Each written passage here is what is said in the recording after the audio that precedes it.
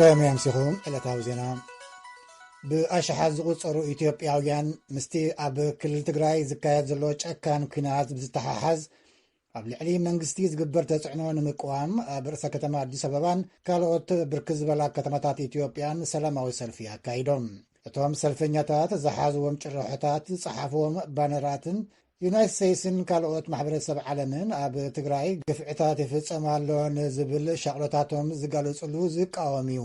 ሰራዊት ኢትዮጵያ ነቶም ኣብታ ክልል ዝነበሩ ዓመፅቲ ካብ ስልጣኖም ኣውሪዱ ነቶም በረኻ ዝሰፈሩ መራሕቲ ንመሓዝ ዝሰርሕ ዘሎ ዝብልን ሰራዊት ኤርትራ እውን ንሰራዊት ኢትዮጵያ ሓገዝ ይህቡ ምህላዎም ንኽወፁ ዘተሓሳስብ ዓለም ለኸ መፀዋዕታ ዝቃወምን መናእሰይ ኢትዮጵያ ንኢድ ኣእታውነት ምዕረባውያን ንኹንን ዝብል መፀዋዕታታት ይርከብዎም። ኣብ ዝሓለፈ ሰሙን ሓደ በዓል ስልጣን ዩናይትድ ስቴትስ ኣብ ልዕሊ ሰላማውያን ሰባት ዝወርድ መጥቃዕቲ ዘየቋርፅ እንተኮይኑ ኣብ ልዕሊ ኢትዮጵያን ኤርትራን ተወሳኺ ስጉምትታት ቅፅዓት ክውሰድ ይኽእል ኢሉ ነይሩ እዩ። ኣሶሲየትድ ፕሬስን ወኪልና ፀሃይ ዳምጠውን ዝለኣኽዎ ጸብጻብ ሰራፍሳየ ኣጣሚራ ክተቕርበ እያ። ኣብቲ ኣብ ኣዲስ ኣበባ ዝተኻየደ ሰልፊ ዝተረኽባ ምኽትል ከንቲባ ርእሰ ምምሕዳር ከተማ ኣዲስ ኣበባ ወይዘሮ ኣዳነች ኣበቤ ሃገራዊ ጥቕሚ ኢትዮጵያ ንምጉዳእ ብሓይልታት ውሽጥን ደገን ዝተፈላለዩ ጻዕሪ ይግበር እኳ እንተሃለው መሰልና ግን ኣሕሊፍና ይንህበን ኢለን። ኢትዮጵያውያን የኢትዮጵያን የውስጥ ሰላም የማስጠበቅ ዋነኛ ኃላፊነት የሕዝቦቿና የመንግስቷ መሆኑ ግልጽ ነው። ውሽጣዊ ሰላም ኢትዮጵያ ናይ ምሕላውን ምርግጋጽን ተግባር ናይ ህዝባን መንግስታን ተግባር ጥራሕ ክኸውን ዝግባእ ኣሸባሪ ጉጅለ ህወሓት ኣብ ልዕሊ ሰራዊት ምክልኻልና ኾነ ኢሉ ተሊሙ ብዝወሰዶ መስካሕካሓይ መጥቃዕቲ ኣብ ማይካድራ ኣብ ልዕሊ ንጹሃን ዜጋታት ዝፈጸሞ ጨፍጫፍ ኣብ ዝተፈላለዩ ከባብታት ሃገርና ድማ ሰላምና ንኽዝረግ መራሒ ኮይኑ ተዋሲኡ እዩ።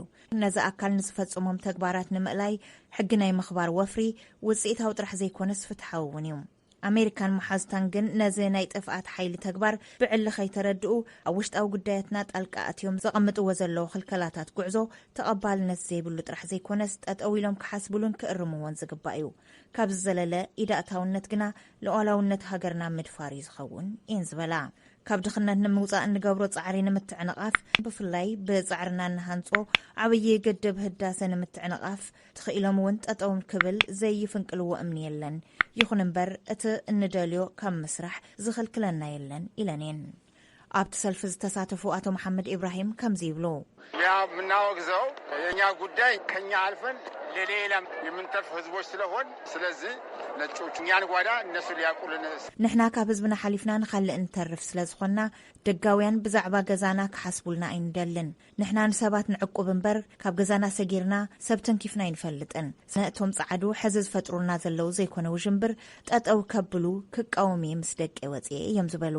ኣብ ዝሓለፈ ሰሙን ዩናይትድ ስቴትስ ኣብ ክልል ትግራይ ዝካየድ ዘሎ ኩናት ንምህዳእ ዝግበር ጻዕሪ ዕንቅፋት ይኾኑ ኣለዎ ኣብ ልዕሊ ዝበለቶም መንግስቲ ኢትዮጵያን ኤርትራን ከምኡውን ወተሃደራዊ መራሕቲ ክልከላ ቪዛ ምግባራ ዝፍለጥ እዩ።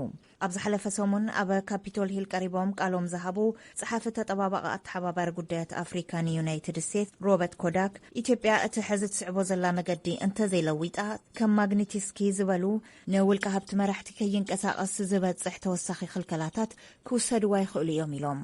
ከም መስካሕክሕን ተጎጅልካ ምዕማጽ ደቂ ኣንስትዮን ዘይሕጋዊ ቅትለታትን ምዝንባላትን ዝበሉ ጥቕዓታት ኣብ ትግራይ ይፍጸሙ ምህላዎም ካብ ግዳያት መሰኻኽር ዓይኒ ሰበስልጣን ውሽጢ ዓድን ሰብኣዊ ሓገዝ ወሃብቲ ጉጅለታትን ዝረኸብናዮ መረዳእታ የርኢ። ብኣሽሓት ዝቑጸሩ ሰባት ድማ ሞይቶም ከም ዝኾኑ ይግመት ኢሎም። መንግስቲ ኢትዮጵያ ግና ንስጉምትታት ዩናይትድ ስቴትስ ዝተሰሓሓትን ድሓር ከጣዕስ ዝኽእልን እዩ ኢልዎም። መንግስቲ ኢትዮጵያ በዚ ዘስካሕክሕ ውሳነ ዩናይትድ ስቴትስ ኣይደናገጽን ክብል ሚኒስትር ጉዳያት ወጻኢ ኢትዮጵያ ኣብ ትዊተር ገጹ ጽሒፉ እዩ። ከምዚ ዓይነት ኣብ ጉዳይ ውሽጥና ዩናይትድ ስቴትስ ኢድ ምእታዋ ትቕጽል ተኾይና ኢትዮጵያ ምስ ዩናይትድ ስቴትስ ዘለዋ ርክብ ከም ብሓድሽ ክትፍትሽ ክትግደድ እያ። እዚ ድማ ካብ ክልቲኣዊ ርክብና ዝዘለለ ጽዕንቶ ክህልዎ ይኽእል እዩ ኢሉ እቲ መግለጺ። ነመስግን ሰራ ካብ ትግራይ ከወፃና ኣብ ክልል ትግራይ ዝካየድ ዘሎ ግጭት ካብ ጅምራት ሒዙ ኣብቲ ውግእ ብዝሳተፉ ዘለዉ ወገናት ኣብያተ ትምህርቲ መጥቃዕቲ ይወርዶምን ይፈርሱን ይዝረፉን ኣለዉ ክብል ሂውማን ራይትስ ዋች ቅምት ማሊ ኣብ ዘውፅኦ ሪፖርት ኣፍሊጡ። እቲ ተሓላቒ መሰላት ኣብቲ ሪፖርቱ ቢሮ ትምህርቲ ግዝያዊ ምምሕዳር ክልል ትግራይ ኣብ ዝወርሒ ግንቦት ኣውፅዎ ኣብ ዝበሎ ሓበሬታ 15 ኣብያተ ትምህርቲ ከቢድ ጉድኣት ከም ዝወለደንን ካልኦት 53 ኣብያተ ትምህርቲ ከም ዝተጎድኣ ኣብ ደቡብ ትግራይ ድማ ክልተ መባእታዊ ቤት ትምህርቲ ወታደራት ኢትዮጵያ ሰፊሮምን ከም ዝርከቡ ምግላጹ ኣመልኪቱሎም።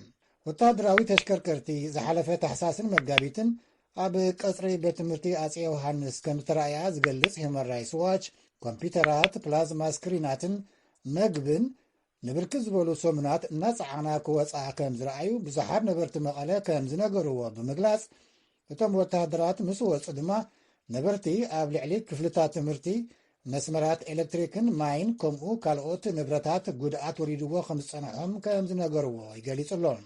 ሂውማን ራይትስ ዋች ኣብ ሪፖርቱ ኣብቲ ቀጽሪ ኣብ ልዕሊ ደቂ ኣንስትዮ ዝተፈጸመ ጾታዊ ዓመፅ ይኹን ካልእ መጥቃዕቲ ምንባሩን ዘይምንባሩን ከም ዘይረጋገጸ ብምጥቃስ ግን ናብቲ ወታደራዊ ምልክት ዝተለጠፈሉ ቀጽሪ ደቂ ኣንስትዮ ክኣትዋን ክወፃን ምርኣዮም ሓደ ግዜ ድማ ንመዓልታት ከም ዝጸንሓ ነበርቲ ነጊሮምን ይብል ሂውማን ራይትስ ዋች።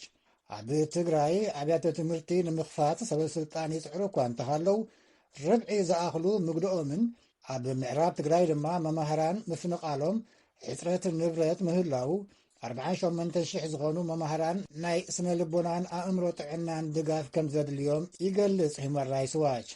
ኣብ ናይ ውልቂ ዘስተምህሩ ዝነበሩ ድማ ደሞዞም ብምቁራፁ ንቤተሰቦም ምምጋብ ከም ዘይከኣሉ ሓቢሩሎም።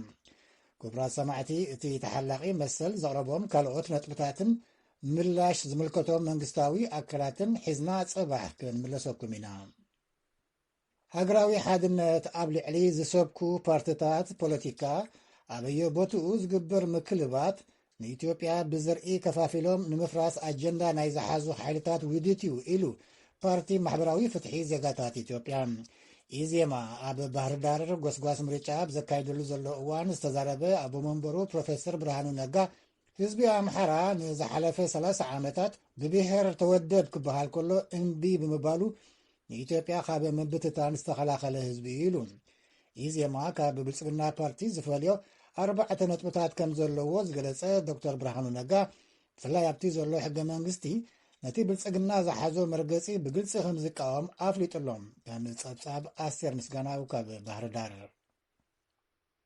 ኣሜሪካዊ ሪፐብሊካን ሴነተር ጂም ኢንሆፍ ኣዲስ ኣበባ ምእታው ቀዳማይ ሚኒስትር ኣብይ ኣሕመድ ኣፍሊጡም። ከም ጸብጻብ ኣገልግሎት ዜና ኢትዮጵያ ቀዳማይ ሚኒስትር ኣብይ ኣብ ማሕበራዊ ገጹ ፈታዊ ኢትዮጵያ ሴነተር ጂም ኢንሆፍ ናብ ካልአይቲ ዓዶም ዝኾነት ኢትዮጵያ እንቋዕ ደሓን መፁ ኢሉሎም። ሴነተር ጂም ኢንሆፍ ዝሓለፈ ሰሙን ነቲ ኣሜሪካ ዘሕለፈቶ ናይ ቪዛ እገዳ ኣመልኪቱ ኣብ ባይቶ ዩናይትድ ስቴትስ ክዛረብ ከሎ ምምሕዳር ባይደን ኣብ ልዕሊ ኢትዮጵያ ዘሕለፎ ናይ ቪዛ እገዳ እቃወሞ እየ ድሕሪ ምባል ንመንግስቲ ኢትዮጵያ ምስቲ ኣሸባሪ ጉጅለ ህወሓት ኣብ ሓደ መስርዕ ንምቕማጥ ምፍታን ተቐባልነት የብሉን ኢሉ ነይሩ። ሴነተር ጂም ኢንሆፍ ብተወሳኺ እውን መንግስቲ ኢትዮጵያ ንኩሎም ሰላማዊ ፍትሓት ኣብ ምምፃእ ኣብ ምስራሕ ዝርከብ ዘሎ ሰላምን ሓድነትን ካብ ምምፃእ ወፃኢ ካልእ ኣካይዳ ኣይከደን ምባሉ ተሓቢሩሎም። ዕላማ መገሻ ሴነተር ኢንሆፍ ኮነ ናብ ኢትዮጵያ ዝኸደ ብውልቁ ይኹን ብዕላዊ ተልእኮ ዝተገልጸ ነገር የለን። ሓበሬታ ምስ ረኸብና ክነቕርበልኩም ኢና።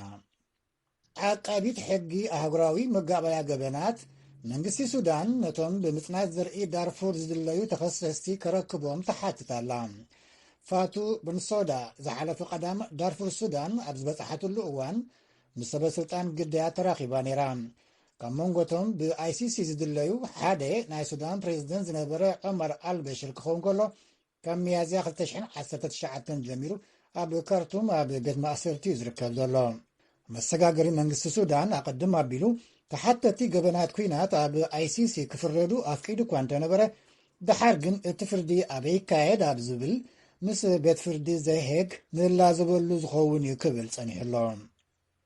ኣብታ ንርእሳ ሪፓብሊክ ኢላ ዝኣወጀት ሶማሊላንድ ሎሚ ባይቶኣውን ከባቢያውን ምርጫታት ክካየድ ውዒሉሎም።